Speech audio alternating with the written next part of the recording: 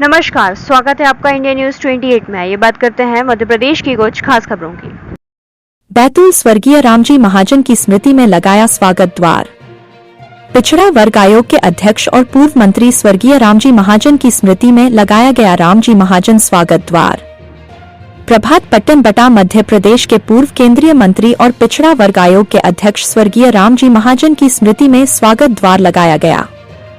उल्लेखनीय कि रामजी महाजन मध्य प्रदेश की राजनीति में प्रभात पट्टन से सर्वथा अग्रणी के रूप में जाने जाते हैं, जिन्हें विधानसभा श्री की उपाधि से भी सम्मानित किया गया था। उन्हीं की याद में आज प्रभात पट्टन कॉलोनी में रामजी महाजन स्वागत द्वार लगाया गया, जिसमें प्रभात पट्टन के गणमान्य नागरिक उपस्थित रहे।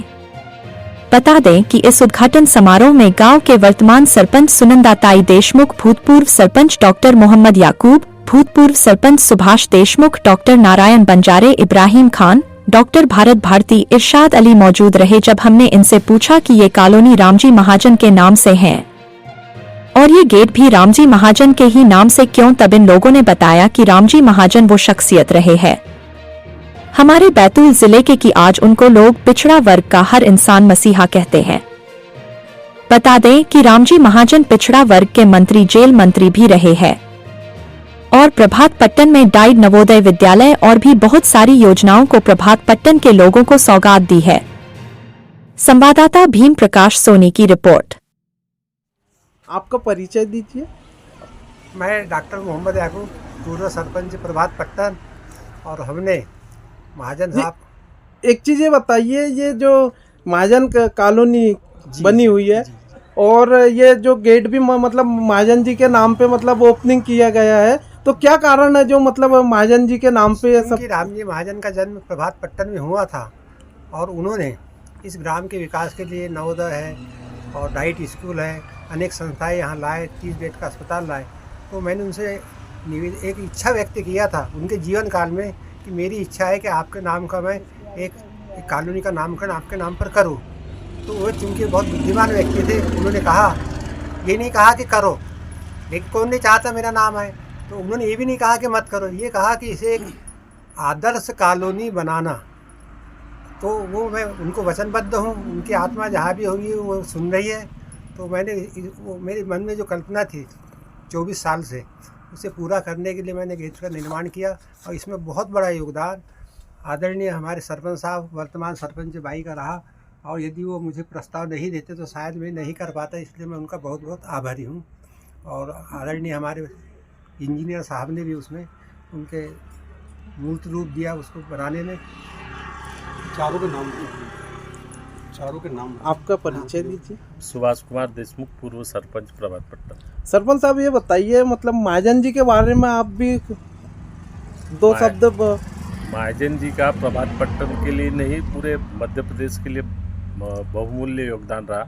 उनके द्वारा एक पिछड़ा आयोग गठित किया गया, जिसमें आज जो छात्रों को स्कॉलरशिप मिलती है, तो उसमें रामजी महाजन जी का बहुत बड़ा योगदान रहा। लोग बोलते हैं महाजन जी पिछड़ा वर्ग के मसीहा के नाम से भी जानते हैं उनको, क्या ये सही है? इसीलिए ही तो उनको महाजन जी को पिछड़ा आयोग का मसीहा कहा गया। Thank you. चार लोगों के बारे में बताएंगे जिन्होंने निर्माण किया।